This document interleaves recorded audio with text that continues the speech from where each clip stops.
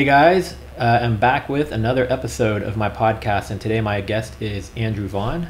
I've known Andrew probably, I think around 5 years or so now.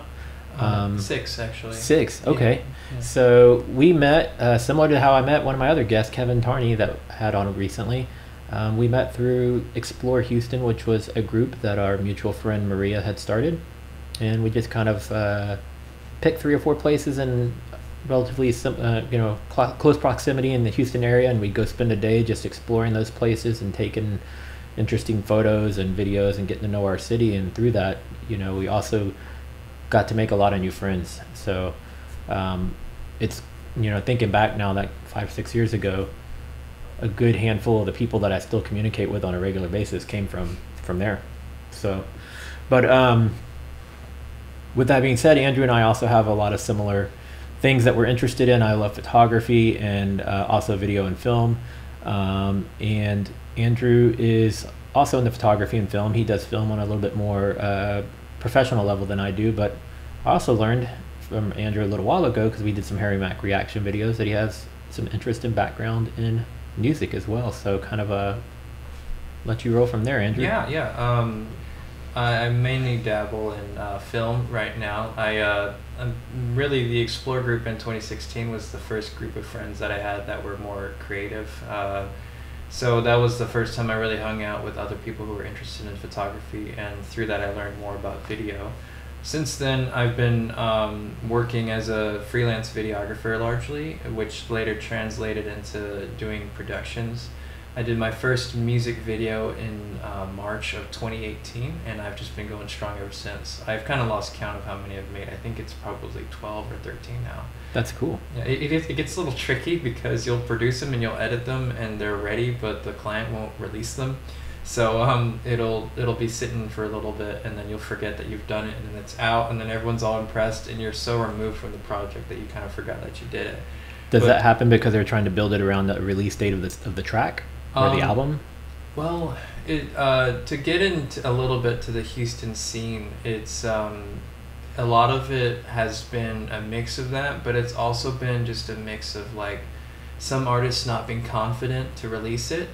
Some artists want to keep working on it because they think that it'll get better and better and better, and then they release it, when in reality you should have just released it anyways and then just not worried about it. Because it's just better to have it out there than to not have anything at all. Yep. Some artists want to build hype, they want to get publications first. Totally understandable. Like, you want to get people interested before you release it. That usually takes about 8 weeks. And some artists want to time it to specific events. But in general, the culture around Houston is not really geared towards releasing stuff immediately. Not very many artists want to put stuff out there immediately, as in the case in like the East Coast, where turnaround times are much faster. I have released almost all of my music videos, but there's like a handful that have not seen the light of day, that I've worked on here and there. That's got to be kind of tough, because you poured a lot of time and energy and creativity into it, and then nobody's getting to see it. It depends. I mean, music videos are easy in some ways to make. They're easy in some ways to make because you don't have to record audio unless you like really want to, and they're very visual. So there's a ton of tools at your disposal. If you want to have some fun with it, you can show vintage footage. You can really edit up footage to look deep fried, if you will.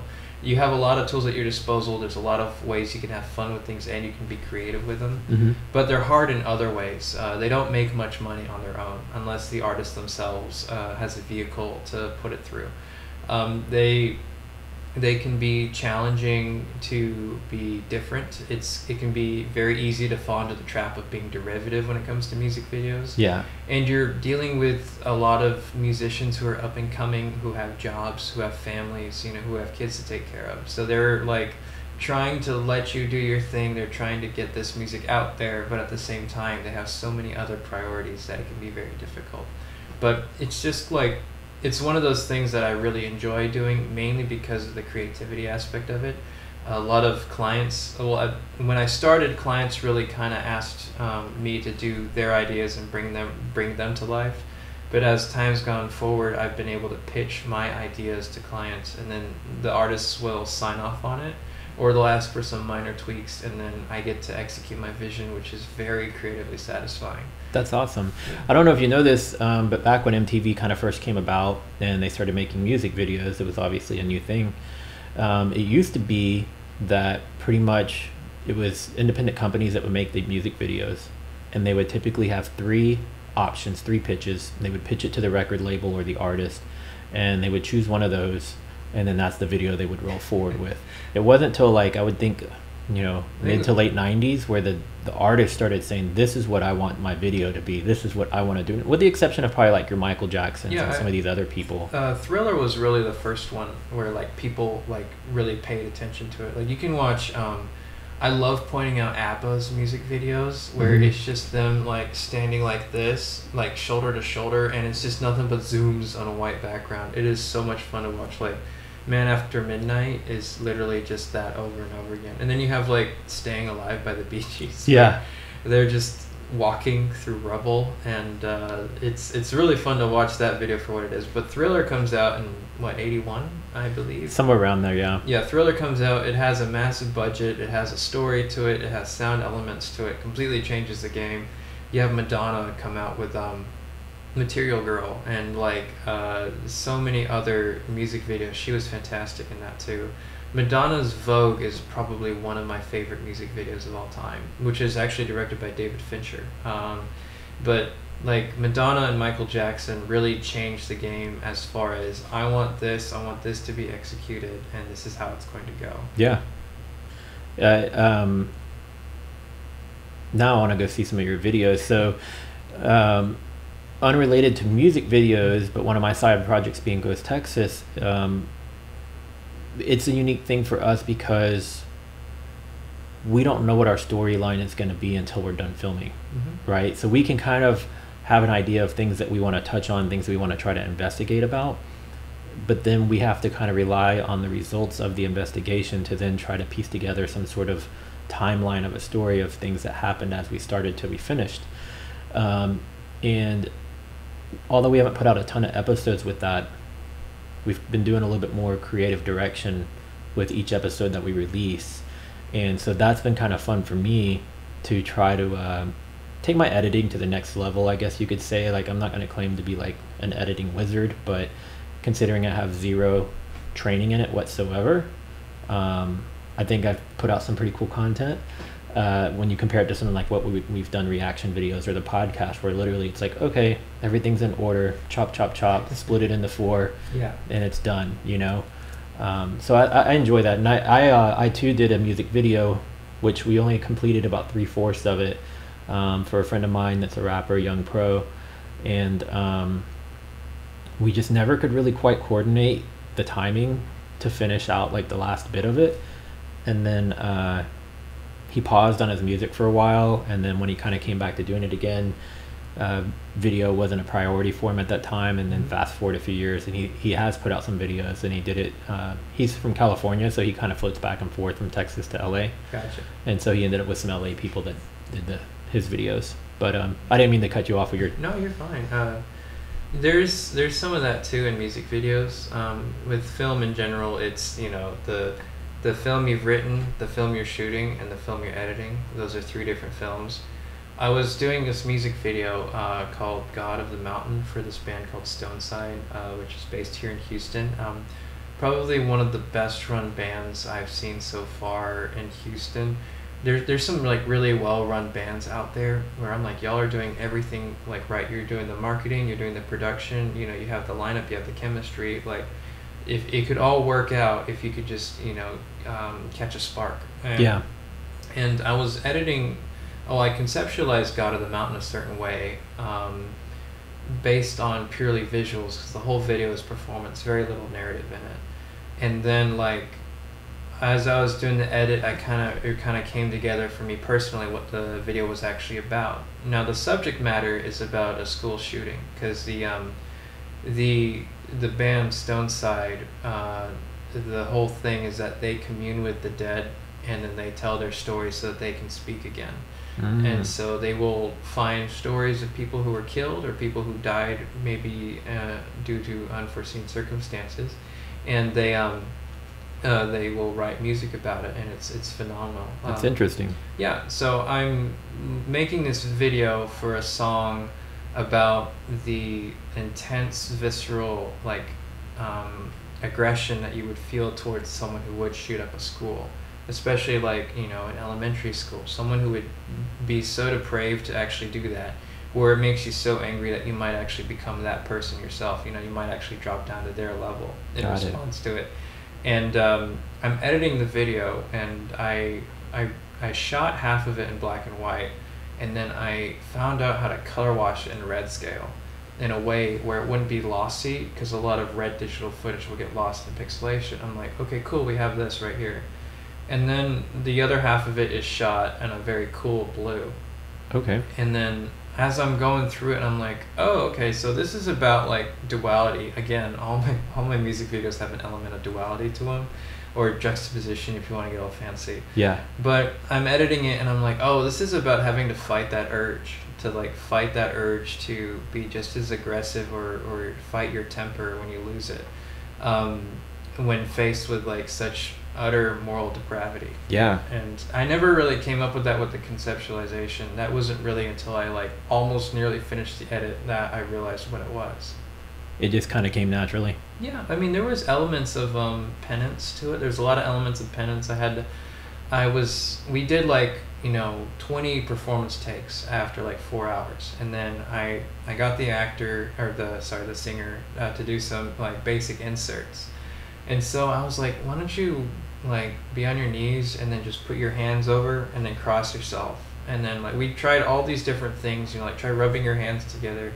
There's basically a bunch of poses and actions of contrition. So we just kept doing that over and over again because it looked good on camera. Yeah. And it felt fitting for what we were trying to get. And that made it into the final. So there's that element of, like, confession, and then there's that element of, like, feelings of aggression and retribution.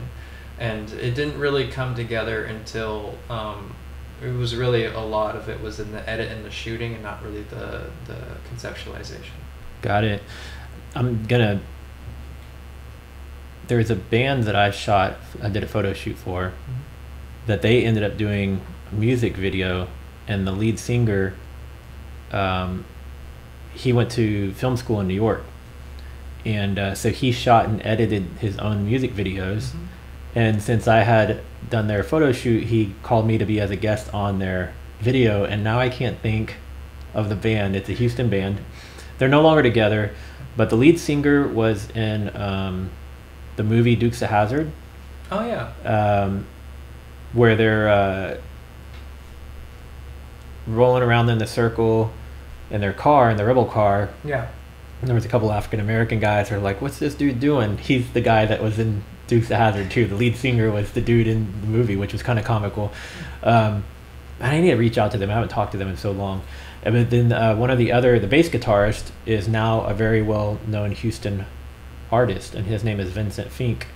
I think I've heard of him. He did, you know, on Heights Boulevard, how they have that stretch where they'll do art installations? Yeah. He did a thing where he made like this glass cube, or like plexiglass cube or triangle, like a weird octagonal type shape. Mm-hmm. And he stayed inside it for like 24 hours or something like that. But he does amazing art, like a lot of different mediums, like drawing, painting, whatever, like really, really interesting art. So although the band is no longer together, he's kind of broken off and gone into the art world, and I don't really know what the other three guys are doing. Well, it makes perfect sense for a bassist to, like, subject himself to 24 hours of that. Like, it's so on brand. I don't know what it is about bassists, but they're always something else. Like, they just I'm actually in a garage band right now. We haven't released any music. It's called One Party System, and we've been looking for a bassist for a while, and they're very hard to come by. But, like, it's funny, the type of people who do play bass and seeing how they operate. It's just a lot of them are very mellow, relaxed. Yeah. You know? They have to have good timing. They have to have good rhythm, that sort of thing. But some of them are also insanely artistically talented. But they kind of lack that that hunger to really pursue that any more than they intrinsically want to. Yeah. So there's like, or you might have the flip side where they have so many different interests that they can't maintain one. I know this one bassist, he's fantastic on bass. He could do really well on bass, but he just loves playing like every instrument under the sun. So like when you're like that, you get easily distracted. He's not hyper focused on one thing. Well, I mean, it's like he's happy, so that's important. But like, it's interesting because what I have had to do is realize multiple times when I'm like introspecting, like, okay, I'm doing way too many things right here. So like the other day, I'm interested in foster youth charities because I've heard some foster youth horror stories about what it's like to grow up without like having your biological family to take care of you and raise you. Yeah. And I started donating to this one foster care charity, which isn't like a big deal. I used to give money to the church, but now I donate to charities that same amount, which has just been kind of my MO since COVID started, because I stopped going to church when COVID started. Okay. And I'm sitting there at my desk, like trying to plot out a way to get this bill passed that would help foster youth get access for funds to help them find cars and get like insurance and driving lessons, which would be super helpful for them. And so I'm like sitting there for like 30 minutes trying to concoct a plan as to how to get every single like congressman in Congress to sponsor this bill. And then I'm kind of like, this is going to take too much time. Like, you're trying to do something that you just don't have the time or the energy to do yet. And you're kind of, the whole point of you donating to this charity was that they would handle that for you, so to speak. Yeah. But like, I've done that where I've had to, I have a garage band I play with. I have 2 jobs right now. I have my freelancing. I have my photography, which also ties into my freelancing sometimes. I like to play baseball on Saturdays if I ever have the day off. And then there's stuff with my family. And then there's just like, I asked my dad if he could lend me any potted plants because I wanted to learn how to like care for a plant. And now I'm like, okay, I need to make sure I'm not doing too much now. And on top of that, at any given time, I'm usually doing like 5 or 6 video projects at a time.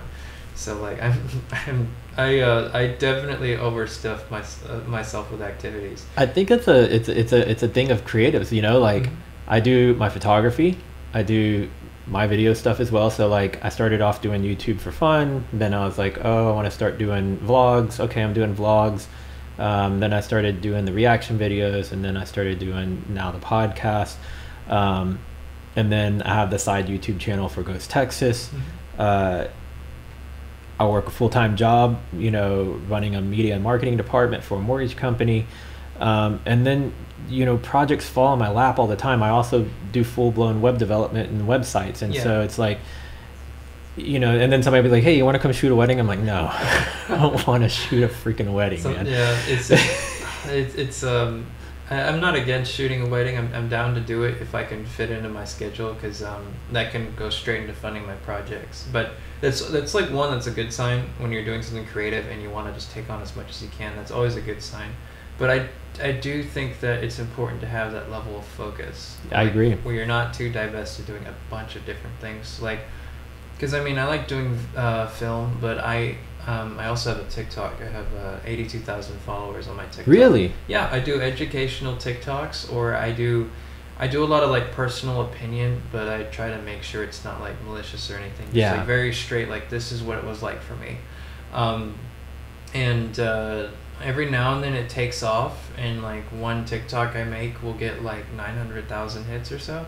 And you can spend just hours like trying to respond to comments, which I will do because it is really nice for my ego. But like, I had to cut back on TikTok because I got this second job, and then I'm trying to focus on getting my bigger commissions off the ground. Yeah. And then I had a YouTube channel, which I don't really invest a whole lot of time into right now because again, I'm trying to get my commissions off the ground. So like, it's a balance of projects you want to do versus projects that pay. Yeah, absolutely. And well, I mean, it's just I really like doing the music videos, and like if there's nothing wrong with like doing YouTube or anything like that. Absolutely not. I think it's fantastic if someone finds fulfillment in whatever they do. But like for me personally, I know that I need to be focused on like doing these things specifically. Yeah. And then otherwise, I'm in the long term, I'm just not going to be happy with myself for Yeah. not prioritizing that.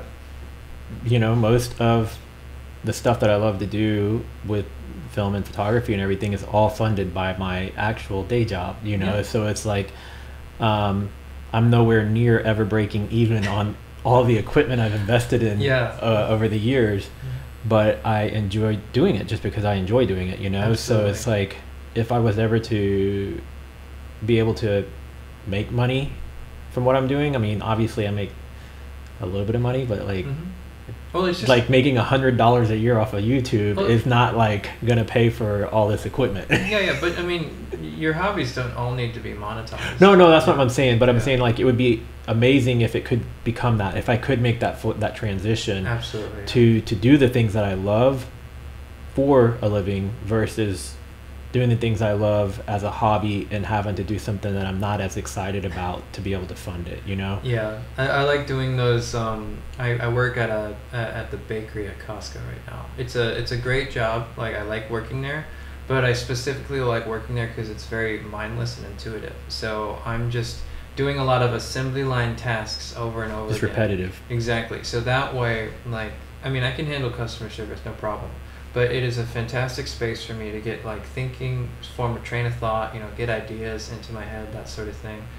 But when I get back home from doing that sort of stuff, like my mind is still good. At least after I get some food in my system, I'm still good to edit some, to get a few things taken care Yeah. of, that sort of deal. Like it's just, you have to compromise, absolutely. But like it's a decent setup. I've been able to increase my workflow, work a lot faster. I've got a whole workflow for editing performance on video that just gets faster and faster. One of the reasons why I did that video with Stoneside is specifically because I knew he had a short deadline for that video, God of the Mountain. Mm-hmm. He was just like, we need to release it on this day, full stop. We're not releasing it any later than that. Which is good for me because I'm like, okay, cool, that'll be something on a portfolio, something I can share and promote. Yeah. But also, I was like, okay, cool, I can do a 4-week turnaround and see how that operates on my end. And then I can just cross-evaluate, okay, what worked well, what did not work well, what could we do better, what did we learn from this process? And it was really like one thing I noticed was that a big learned behavior I had developed over the years was getting started on editing a project. And part of that was because I used to use an older computer with a very poor motherboard on it, which would cause it to crash a lot because the processor and the GPU and the motherboard were not the best mix. They were a bunch of cheap parts I bought when I was 16. Yeah. So I got a new PC from a colorist nearby, and like after that the workflow became so much faster, and I just had to eliminate that personal fear of getting started on the project. Yeah. And then suddenly like, okay, I'm flying now. Like this is how I can get stuff done much faster. It's funny you mentioned that because like, so I went on a cruise in April and I filmed probably about 5 to 7 videos worth of content. But then when it comes back to time to edit them, I always procrastinate on them because I'm like, okay, well I use like 5 different cameras and my cell phone, now I gotta like figure out what order everything is in and what cuts I can get from where, and then I got to create a little bit of a time, like a storyline to it. On the parts where I forgot to narrate, I'm going to have to come and add something back in. I got to find the perfect music for the backdrop, like, so there's so many moving parts. So it's and then I get home from work, like you were saying, the bakery, it's like clear mind. For me, I live on freaking conference calls all freaking day, Yeah. So sometimes when I come home, even if I'm like, yeah, I'm going to go home and I'm going to get this editing done, by the time I get here, I'm like, I don't want to sit in front of a computer again, Yeah. I just spent the last 8 or 9 hours in front of a computer. So I still have yet to edit those. And I'm like, my goal is to try to do those possibly this weekend. But realistically, I don't think that's going to happen because I think I'm shooting podcast and reaction videos every single day this week. And then I have a podcast shoot on Sunday and a photo shoot on Sunday. I got double booked. Well, not overlapping, but like Yeah. You 2 got things in one day. And I'm trying to keep a release schedule of every other day on YouTube, right? So I think I've got, at the time of filming this right now, I think I've got one that's going to come out tomorrow, and I've got 2 others that are filmed but not edited yet that I need to get done for, what it's today, Monday. So I'll have one that will come out Tuesday, then I need to get the other 2 edited for Thursday and Saturday. But I'm filming another podcast tomorrow and another one on Wednesday. So it's like, where do I fit in the editing time? And then that also comes back to what you were saying about the processor, right? I have a Mac Mini, very capable machine, but with these podcast episodes and the reaction videos, there's a lot of layers, right? Yeah. So although I have the process of chopping them up, aligning them, resizing them, I have templates for the header, footer, and intro, outro, and all that stuff, cookie cutter, just the rendering is taken probably about an hour. And then the export, I shoot typically in just 1080, but I do a 4K export. And so those 4K exports are taking like 2 to 3 hours, right? And so just to edit a video, I can get it edited on the timeline. I'm not doing color grading or anything fancy, just getting it on the timeline, chopped up and cut, 30 to 40 minutes, maybe an hour. That's not bad if you can do it that quickly. Yeah, but then I'm spending another hour on rendering and another 2 hours on exporting. So each of these episodes, or each of the reaction episodes, are taking approximately 4 to 5 hours each, right? Yeah. So sometimes I'll hit export and go to watch a movie, or switch over to one of the other computers, or go do whatever, you know. But yeah, I remember running exports for this one music video. It was shot on Zcam E2, shot in Z-Raw.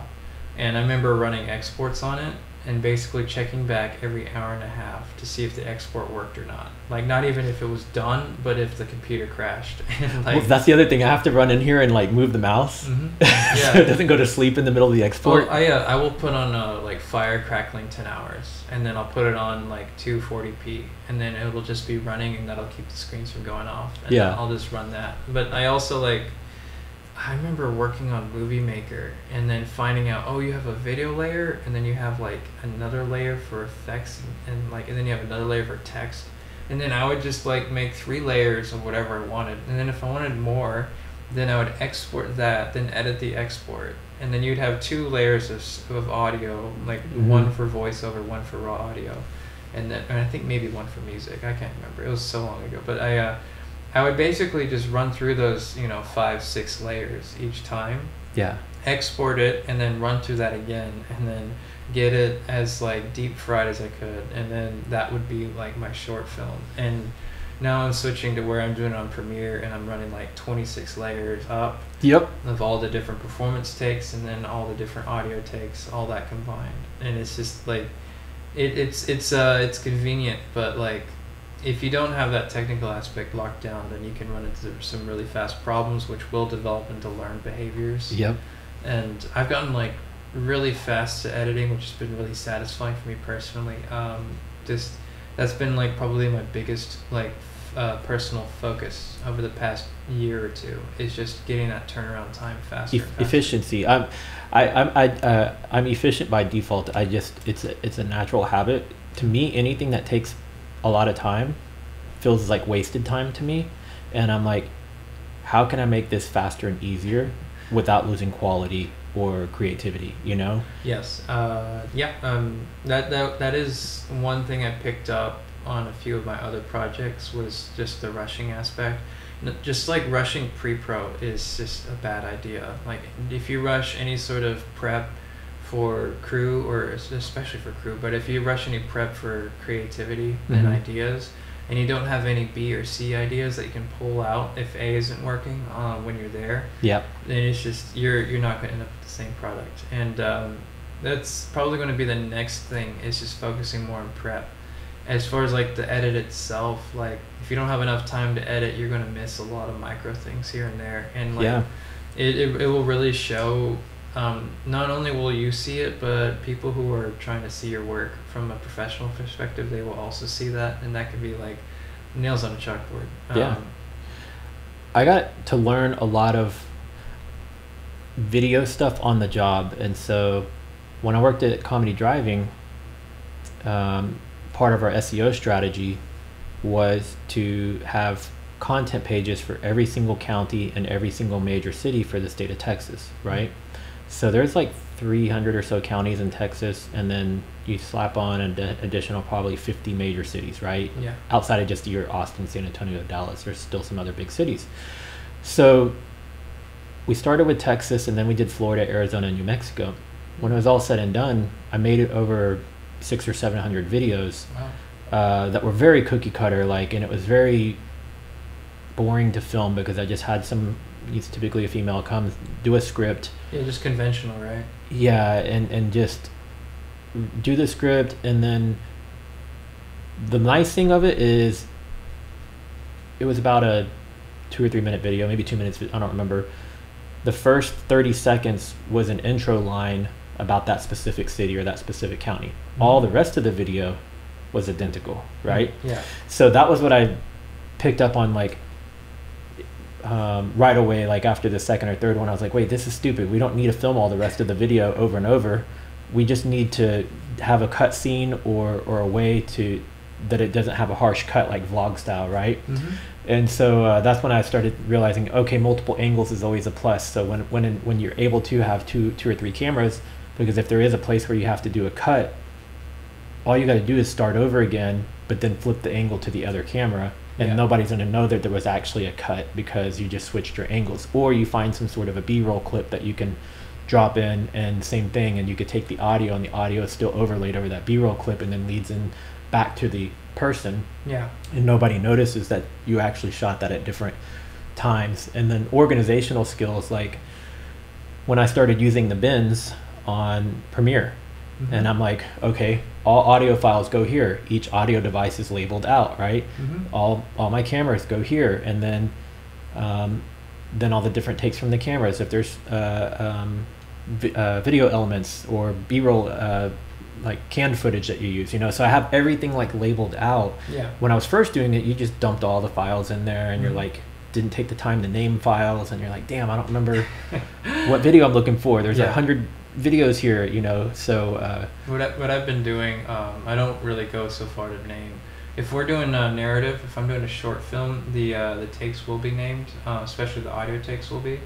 But what I'll do is I'll have a sequence that says can, dump all the footage in it, or can or dump, and then if I'm doing, well, let's just say I'm doing a music video with narrative and performance. So I'll put in a separate sequence with just narrative, sync all the audio, and then what I'd like to do is I like to color each take or setup individually. So I'll label them all different colors, and then I'll go through them multiple times. I'll be like eating, or I'll be on my phone just like letting them play on to the point of where you kind of get used to it, and then you watch them again where you're kind of numb to it, where you can finally see, okay, what stands out. Yeah. And then the takes that I like, I'll bump them up one, so I'll bring them up to like video 2, and then I'll bring all the takes that I like into a first cut edit, and then that's what I'll do for narrative. If I'm doing performance, I'll do the same thing. I'll sync all the performance takes to the track, and then I'll color all the setups differently. So if we have one setup which is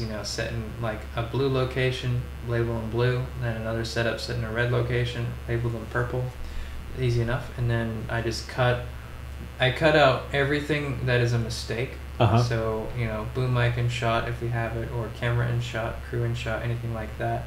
Out of focus or shaky, I'll cut that out. Befores and afters, characters breaking, and that sort of thing. So I'll cut all the stuff I don't want, and then I'll create a new sequence, and then from the new sequence, which I call cut performance, I'll go through every single little bit that I find interesting. And so I'll cut all that out, not just like good or bad, just interesting. So like, a specific motion, maybe a flip of some kind, maybe a specific turn. Sometimes like, artists when they're performing, they'll bring the mic down and they'll do a little freeze like that, and it looks good. You can cut to that really quickly. And I'll just grab all of that. Drummers, whenever drummers like hunch their shoulders up and then they go down like that, that's always a really fun thing too. And so I'll cut out all the stuff I really like, and then I'll drop it into the sequence with the narrative usually the narrative is before the performance. So I'll just drop it after the narrative, drop the track in where it's supposed to go, And then the next job is just filling in the gaps. And so if I need to fill in the gaps, I'm either pulling more from narrative and pasting it out, or I can move around some of the performance if I really want to. I can take some extra stuff from the performance if there's stuff I could do with it, like some basic stylizing effects. Or I pull from B-roll and then put all of that together, and then you have a music video, and then it's pretty straightforward. That's interesting, man. You know, B-roll for me, it goes back again to Comedy Driving, is after doing all those city and state videos, which were very boring, but they were necessary and they helped. Ultimately, they helped the SEO. They ranked well on both YouTube and Google, and we accomplished what we were trying to accomplish. But we started going through, and we had a classroom course that was taught by comedians, but the main course was online, right? And so there's all these different educational, instructional style videos, but he has to pay annual licensing fees for all those videos, right? And that starts to get costly. It's like, but the videos aren't getting updated, right? So you've got these same videos that are 5, 7, 10 years old, and kind of not even really relevant anymore. So he's like, you think we could start remaking some of these? I was like, yeah. So I'm not the best writer, so we leaned on some other people that worked there to help with scripting from the original videos, but then we kind of took and made our own scripts, our own stories. And then we got professional narrators that would narrate stuff. And then I started identifying, I would read through the whole thing, and then I would break it down literally onto kind of like I use Google Docs. I would use a Google spreadsheet, and line by line, I would put it into the spreadsheet, and then in the next row, I would put, you know, this is what kind of shot we need to illustrate this. This is going to be a B-roll shot of this. And so I would have all my shots lined up. And then the reason for it is if I ever had to lean on other people to shoot with, like if we had to bring 3 or 4 people in for a film day, I only wanted to worry about filming the stuff that they were going to be in, get their shots knocked out. If it was location based where I needed to drive around and get videos of stop signs or different video type, driving related stuff, because we're doing defensive driving, I would have all those shots lined up. And so that was another one of those moments too when I realized, well, it wasn't when I realized, I already knew that movies were not filmed in order, but it really began to make more sense as to why movies are not filmed in order, because you have to go get all these different elements that are going to be put together as a cohesive storyline. And movies too, it might be because, oh, it's the end of the movie and their hair's grown out, right? So they're actually going to have to film that first. The hair is going to be long, but then they cut the hair and go film the beginning of the movie, right? So it's like little things like that. But that was also what kind of started getting me into organizing, and then the importance of B-roll shots and making sure that while I'm vlogging and doing that stuff, that I'm always getting plenty of those shots, even if I don't know what I'm going to do with them yet. Yeah, are you familiar with David Sandberg? The name sounds very familiar, but There's actually 2 David Sandbergs, but I'm going to refer to the one who directed Shazam, and he's directing the sequel to Shazam. Okay. He has a lovely, amazing YouTube channel called Pony Smasher. I'll have to go check it out. Yeah, so I remember discovering him, and I'm like, who is this guy? He sounds like a video essayist. He's the actual director of Shazam. And he's explaining like how they're doing a scene where all the characters are going outside, but they only had, one of the actors for like 2 hours. So they shot a short bit of her running to get her shoes and delaying behind everyone else to explain why she doesn't show up in the next setup. And then he's like very chill. I love how chill he is. But he's just like, so whenever I see like movie theorists or film theorists, say like this happens because this character's this way and that's what the director wanted to show, usually I don't really have much to say, because honestly it was something completely out of our control. And that's a big part of filmmaking, where it's like people will infer their meaning on everything that you do, but a lot of times it's literally just us trying to make things work. Like, there's a lot of happy accidents I've had with some of the stuff I'm working on, that like the clip just happened to time exactly to the narrative. I'm like, I didn't have to try to be creative on how to stretch that clip. And that's another thing I started learning too, is like, the speeding up or slowing down of a clip, because you do want it to match to the exact moment of when a word ends, and maybe the recording of the clip is like 1.5 seconds short or something, right? So then you go in and change the speed of it in hopes that like, okay, if I slow this down by however much percentage or frame rates or whatever, it's going to fill that 1.5 second gap. But is it going to look unnatural? Is it going to look weird? So you go do it and you're like, oh, it actually worked. Little tricks like that you just learn. Yeah, I was shooting. This goes back to the God of the Mountain video. That was the most recent one I shot, so I'm referencing that one a lot. That's all right. I like to have a budget where I'm not actually on camera, so where I can delegate and just like call shots from the monitor, and have other people gaff and light everything. It's just a lot smoother and it's a lot better product wise. But this one I was shooting myself, and I was trying to get a raw performance of the guitarist on guitar, but I wasn't really satisfied with getting like clean footage of him playing.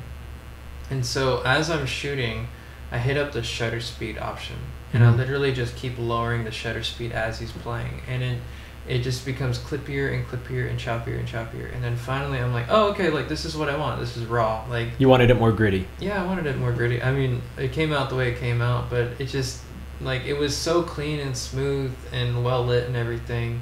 And so I just had it overexposed and like choppy, and it just came out much better. Like, it's just, that's what I wanted in the end. Yeah, sometimes perfection's not the best, like depending on what you're trying to shoot, especially for like a rock band or something like that. You don't want this like pristine, clean sometimes like video, depending on the mood or the setting of the video. But if it's like a little bit more of an aggressive or moody type of a song, then you don't want that. Like, well, it's like if you know what you're doing, it'll show. Like, you can afford to make mistakes if you know why you're making them, and like it'll show if you're making mistakes and you don't realize why you're doing it. Like, so there was this one thing, I was editing this log footage, and then I dropped in a second adjustment layer by accident.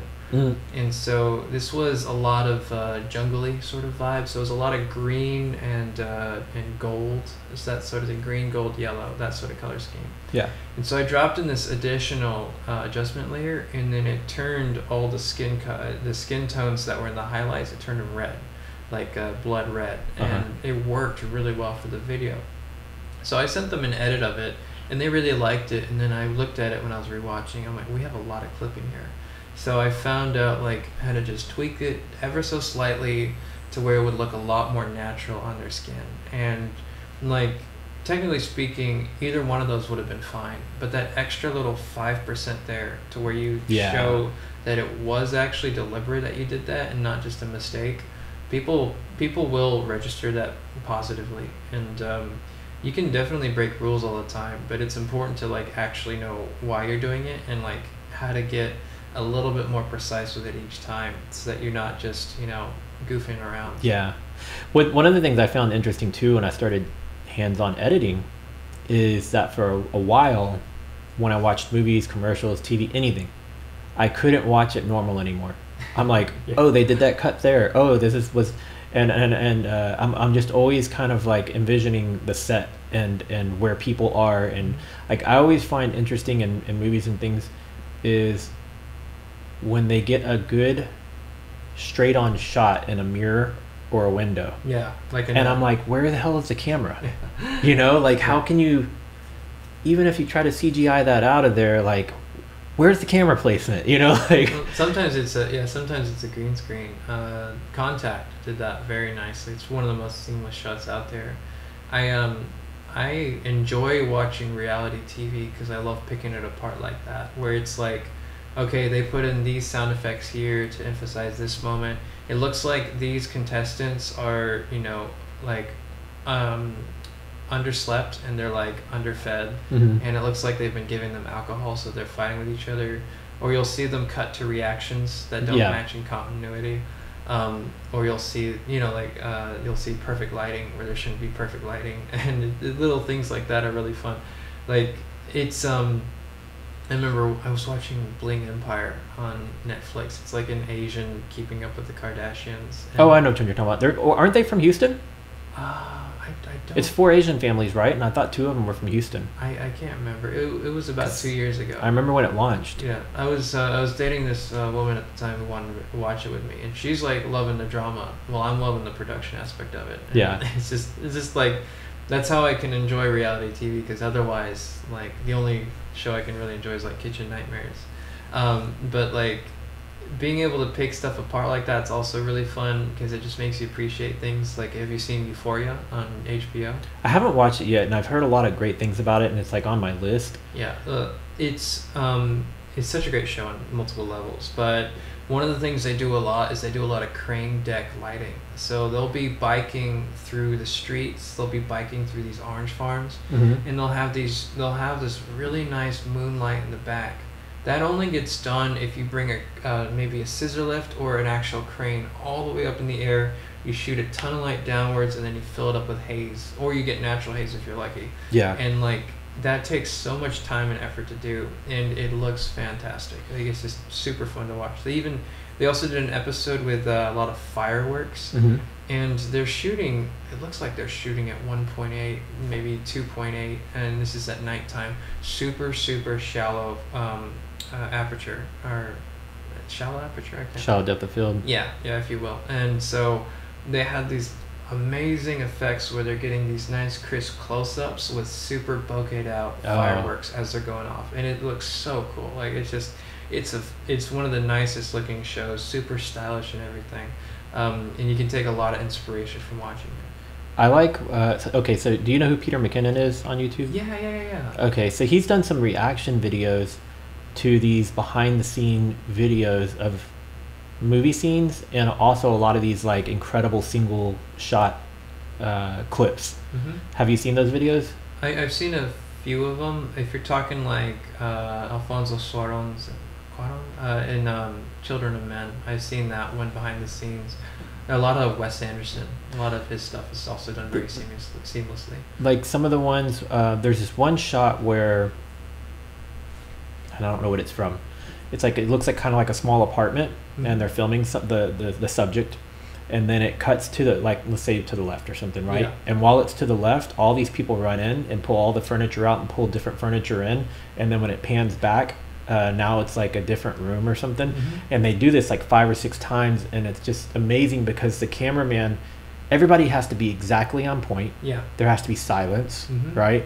And it's just cool to see some of those shots. But one of the other ones that was amazing that he did a reaction to is the movie, I think it's called 1871, or it was 1971. Is it the World War I movie?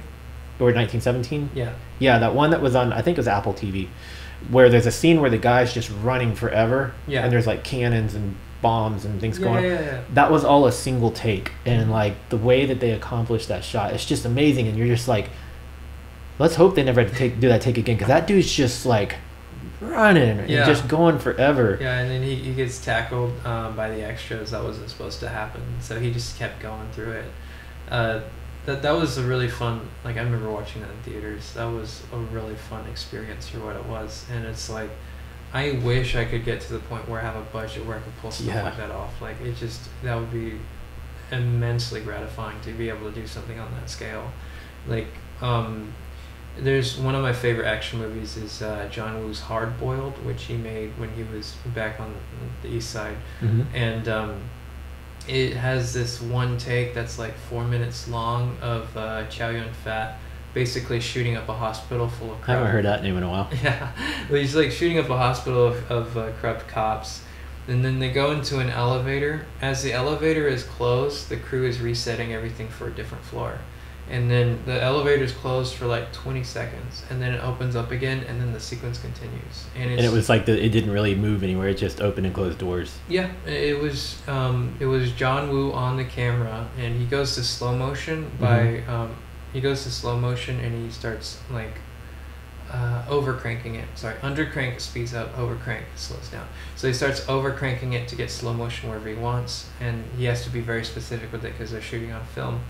And then like he's also got an AD somewhere like pulling people, making sure that they get like all the stuff reset. And this is gunplay with bullets and blanks and shells and blood and squibs and everything. So it was like very clearly not easy to do, but that's like such a fantastic scene and one of my favorite action movies of all time. And people wonder, why are budgets so expensive on movies? And it's like, you don't imagine all the stuff that is going on behind camera. Yeah, and budgets for productions have actually gone down over time because of CGI. Yeah, because budgets for post-production's going up. So like it gets like harder to get stuff like that going. Like you can kind of see it in how you don't see a whole lot of films with like a lot of people in them anymore. Like A lot of single room movies.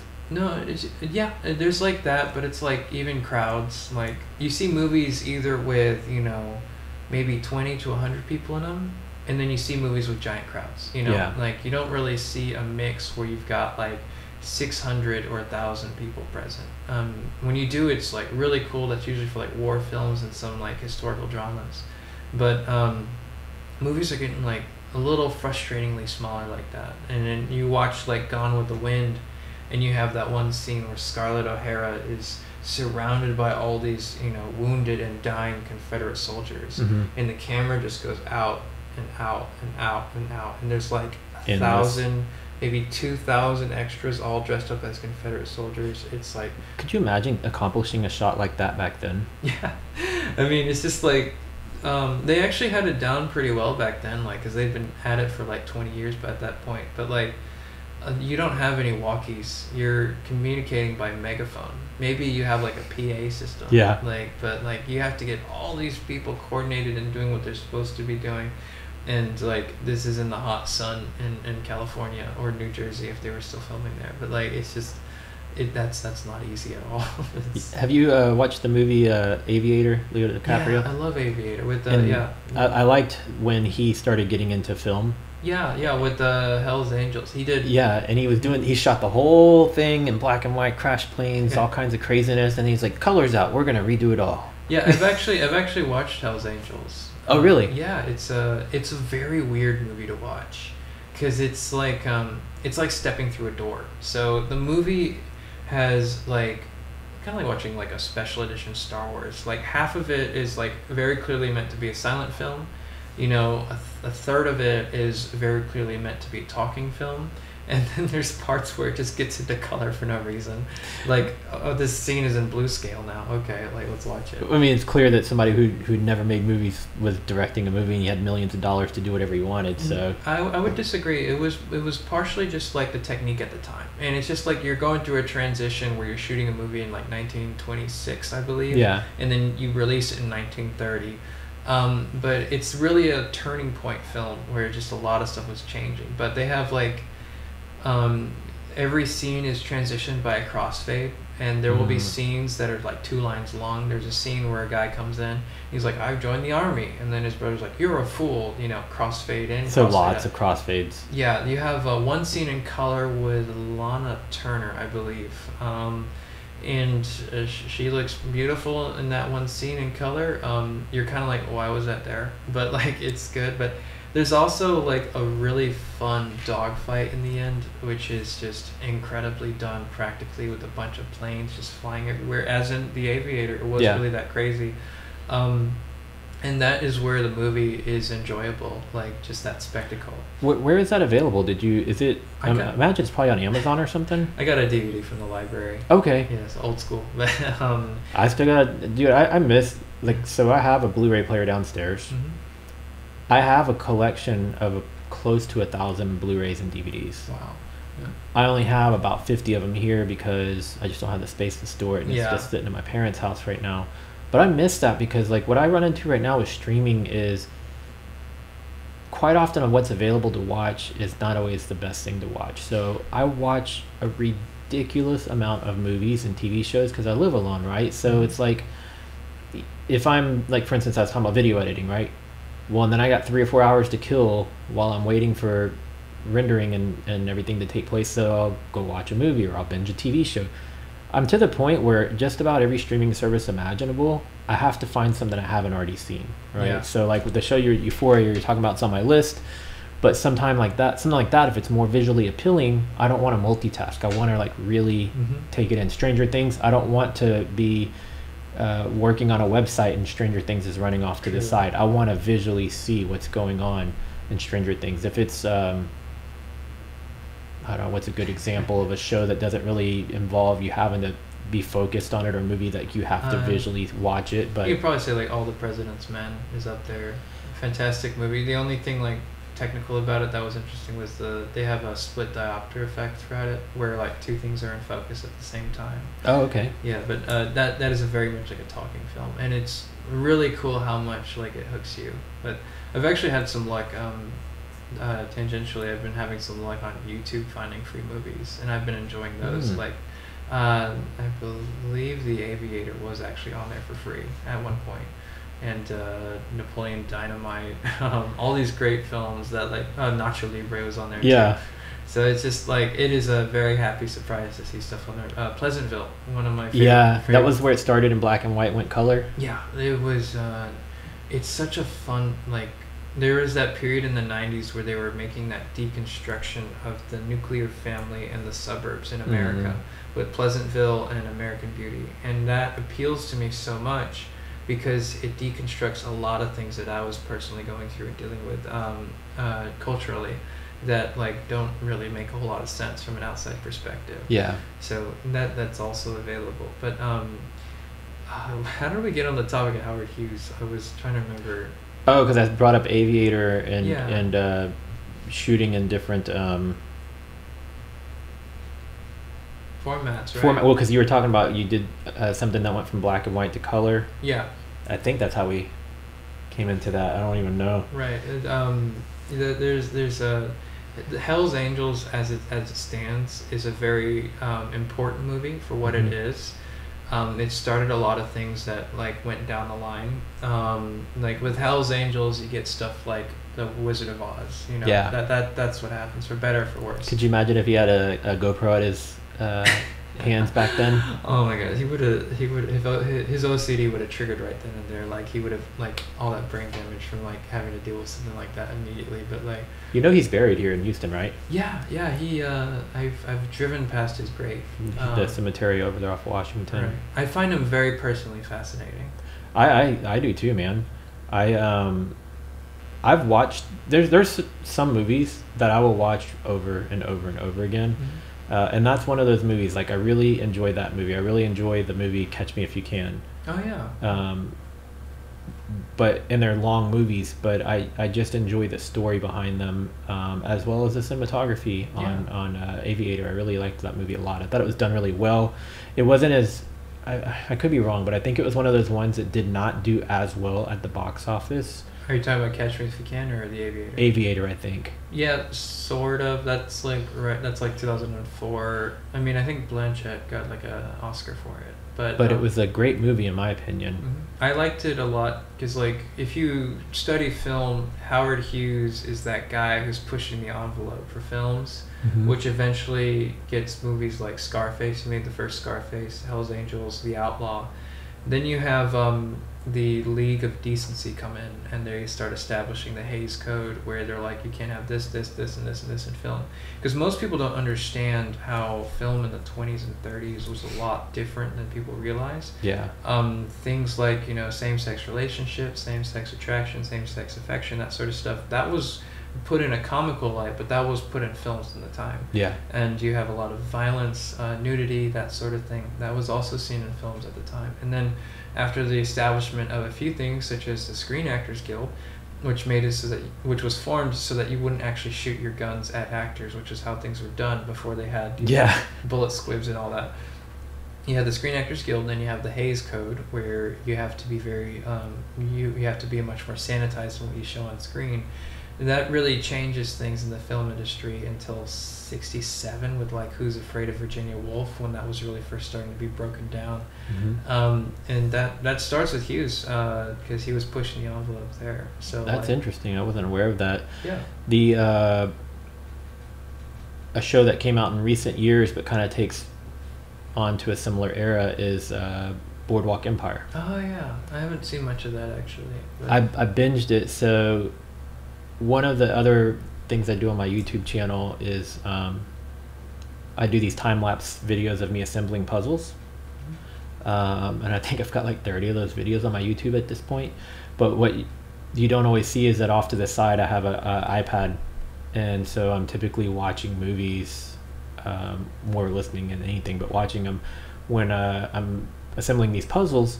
And there was a couple of times where the Boardwalk Empire show was in camera, and I had to go and figure out, blurring and mapping it to the size of the iPad, because there's a lot of nudity in that show. And I'm like, I'm trying to do a puzzle over here of like Archie, the 50s comic, and I don't know what age range might be seeing this, and plus I'm not trying to put anything nude on YouTube.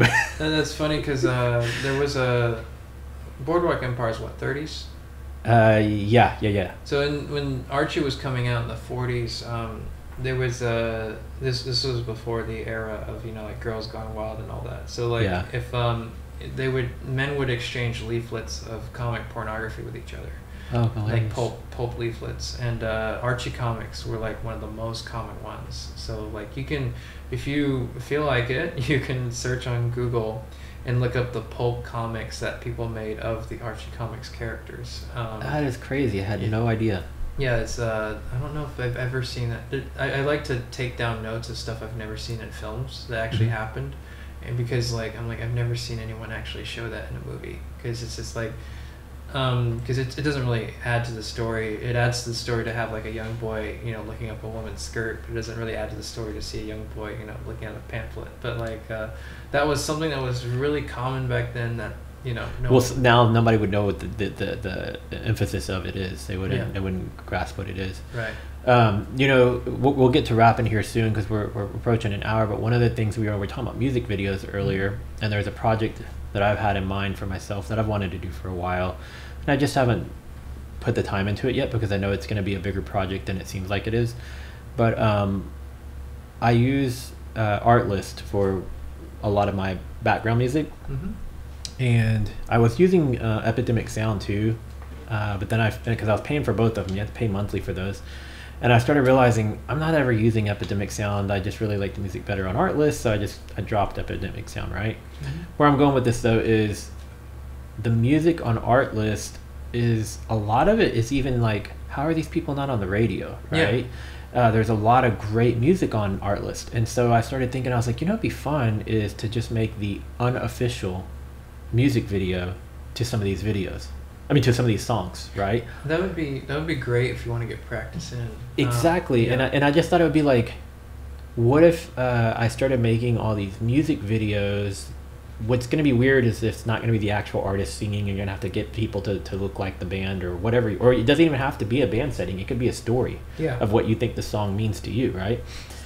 But it could be a really cool way to kind of like parlay that into doing videos for actual artists, or maybe the artists that you made these tribute videos or unofficial videos, music videos, reach out to ask you to do something for them, like on a legitimate level. I don't know. I just wanted to do it for the challenge. Yeah. And to just do something creative. So I even have a spreadsheet filled with songs that I like off of Artlist, that my intention is to eventually make music videos for these songs. Nice. I would definitely give it a shot. If you can fit that into your schedule with all that you've got going on. That's the dilemma. Yeah, by all means. Well, cool, man. This has been fun. So Andrew originally came over today because we were doing reaction videos, and I was like, hey, man, while you're here, do you want to jump on and do an episode of the podcast? And I'm glad we did, man, because I've enjoyed this a lot, and I learned a lot, because you know a lot of stuff about film and the history of film that I'm not familiar with. I went to college off and on for about a year and a half. I never finished. I didn't study film. I didn't study photography. I took photography in high school, but really I didn't study the history of any of it, I didn't actually take any film classes. This is all self-taught, right? Pretty much. I took a digital arts class, super helpful. Yeah. I took a art history class, also super helpful, and anthropology. Anthropology is actually very study of people, right? Yeah, it's very, very useful. I've never taken it, and I've in recent years feel like that maybe it's something I should go take. I don't care about the credit, just to go do it. I find body language and reading people very interesting, and I often find myself doing it without even realizing I'm doing it anymore. I feel that I'm a pretty perceptive person, and I can often read somebody's body language of what's going on without them having to ever tell me anything, you know? And so sometimes that will give me a sense or an urge to to check on people, like in their well-being and you know, things like that. But to study it, I think would be really interesting to see if there's things that I could learn beyond what I've just picked up naturally on my own. Yeah. So that could be a whole nother conversation. By all means, by all means. But thank you for having me on here. I really appreciate it. Thank you for making the time and everything. It was really fun talking with you and everything. Yeah, it goes both ways, man. And if there's any of your stuff you want to plug, so there's two things to consider. So my podcast is starting on my YouTube channel. So if you guys are watching this, I'm going to include Andrew's links below in the video description. Once I release this to the podcast networks, for just the audio version, I don't know yet how I can plug people's social media websites and so forth. So is there a main medium? You said your TikTok's at like 82,000. Yes, my TikTok is Andrew to World, no spaces, with an X before the W in Andrew. My YouTube is my name, Andrew Vaughn. My Instagram, you can find me at AV Pro Shots and at Shaywan Productions. And my website, which is the name of the DBA I run, is Shaywan Productions, SHAYWAN Productions.com. Cool. And that's where I drop all of my finished work right there. I'm gonna have to go check it out myself because I don't think I've been to that site. And then when we wrap up, man, shoot me a message with all of those links, and I will be sure to put them all in the video description as well. Great, thank you, appreciate that. Yeah, thank you, man. So again, if you guys are watching on YouTube, do all the YouTube stuff, like, comment, subscribe, share this video, and fast forward into the future and you're listening to this on a podcast network, do all the podcast things, which I don't know what they are yet, you know, so downloads or shares or thumbs ups or whatever they are. Do all the podcast things, and we'll see you guys on the next episode. Later.